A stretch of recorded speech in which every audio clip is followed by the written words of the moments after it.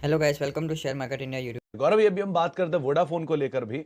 आज 7-7.5% ऊपर है। यूजुअली ट्रेडर्स का फैंसी स्टॉक है, तो किस तरह की राय आप रखते हैं इसको लेकर? क्योंकि अभी तो बैन में है, कुछ पोजीशंस वैसे तो नहीं ली जा सकते, लेकिन अदरवाइज डे हाई पर कामकाज कर रहा है। कोई इंडिविजुअल राय आपकी वोडाफोन पर? देखिए, 2 चीज़ें हैं। एक तो मैं कभी वोडाफोन आइडिया में मैं सजेस्ट नहीं करता हूँ, ना तो प्लेन वनीला ऑप्शंस को, ना फ्यूचर्स को। मैं ऑप्शंस में जनरली एक्शनों से दूर रहता हूँ when it comes to Vodafone Idea. दूसरा, अगर कहा जाए कि डेली चार्ट्स की अगर मैं बात की जाए, तो अब तक कैंडल अच्छे ही बने थे। कल का जो कैंडल था वो खराब है।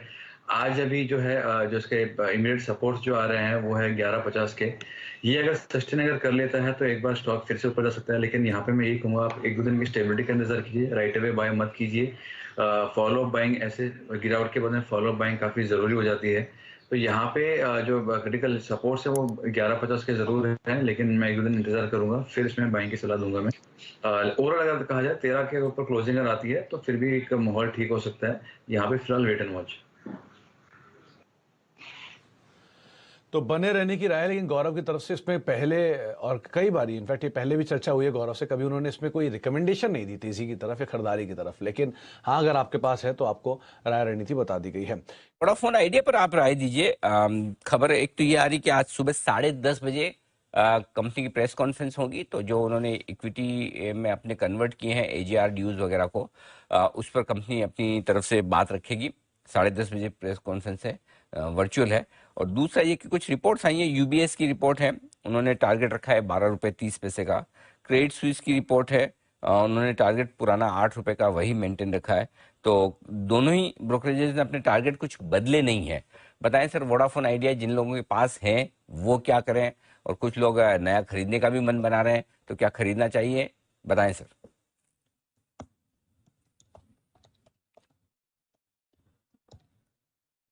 अमरीश सर, आपके लिए सवाल। जी सर। देखिए, मुझे लगता नहीं है कि गवर्नमेंट ये स्टॉक इमीडिएटली बेचेगा, क्योंकि वोडाफोन उनको मिल रहा है 10 रुपया में, कोट कर रहा है 11.5-12 रुपया में। तो मुझे लगता नहीं कि immediately they will sell. So I don't think the shareholders of Vodafone need to worry. जो कल जो वरी था उसके कारण जो स्टॉक गिरा था, I think it's a buying opportunity at lower levels. पर एट द सेम टाइम मुझे लगता है कि as far as TTML is concern, उनको 41 रुपीज में मिला था, मिला है इस stock, and the stock is quoting closer to 300। तो वहां पे I think it makes more sense for government to book out than Vodafone. तो आज आया है बाउंस बैक वोडाफोन आइडिया में।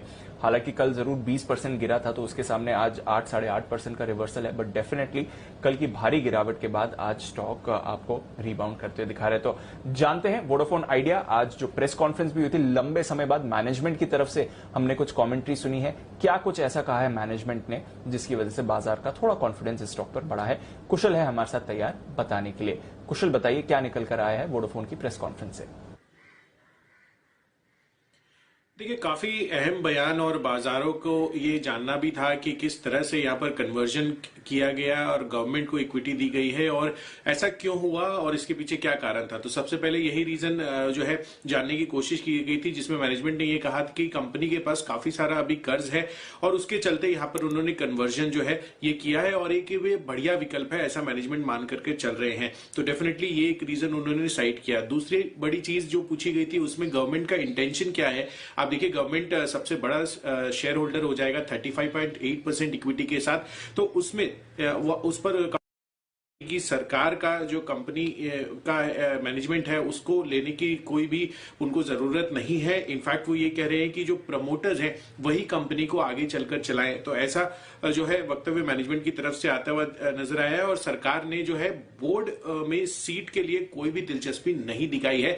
तो ये इंपॉर्टेंट क्लैरिफिकेशन जो सभी इन्वेस्टर्स जानना चाहते थे, ये प्रेस कॉन्फ्रेंस में बताई गई थी। साथ ही जो फंड रेजिंग को लेकर आप देखिए पिछले 2 साल से ये बातें चल रही हैं कि कोई इन्वेस्टर आएगा, उसको लेकर भी कंपनी ने अब क्लैरिटी दी है कि जो अंतर्राष्ट्रीय निवेशक है, अब देखिए गवर्नमेंट की जो स्टेक आ गई है, उसके बाद ऐसा हो सकता है कि जो टेलीकॉम सेक्टर में इन्वेस्टमेंट की प्रक्रिया है वो इंटरनेशनल इन्वेस्टर्स अब काफी ज्यादा फ्रेंडली हो सकते हैं और फर्दर इन्वेस्टमेंट जो है उनकी तरफ से आती हुई नजर आ सकती है। और बहुत ही जल्द वोडाफोन आइडिया जो है यहाँ पर फंड रेजिंग का जो प्लान्स है उसको लेकर अपनी एक नया जो डिटेल्स है वो कंपनी जो प्रेजेंट कर सकती है। तो ये सारी जो डिटेल्स हैं ये वोडाफोन आइडिया की प्रेस कॉन्फ्रेंस में की गई थी और काफी सारे कंफ्यूजन जो है इस प्रेस कॉन्फ्रेंस के बाद इन्वेस्टर्स और जितने भी स्टेक होल्डर्स हैं उनके लिए क्लियर होते हुए नजर आए। ओके, तो ये है आपके लिए वोडाफोन आइडिया। क्लैरिटी मैनेजमेंट की तरफ से आई है। मैनेजमेंट कंट्रोल जो करंट प्रमोटर्स हैं उनके पास ही रहेगा। सरकार का मैनेजमेंट कंट्रोल या फिर ज्यादा कुछ कंपनी के डे टू डे ऑपरेशंस में रोल नहीं रहने वाला है, इवन दो सरकार की बड़ी हिस्सेदारी होगी कंपनी में।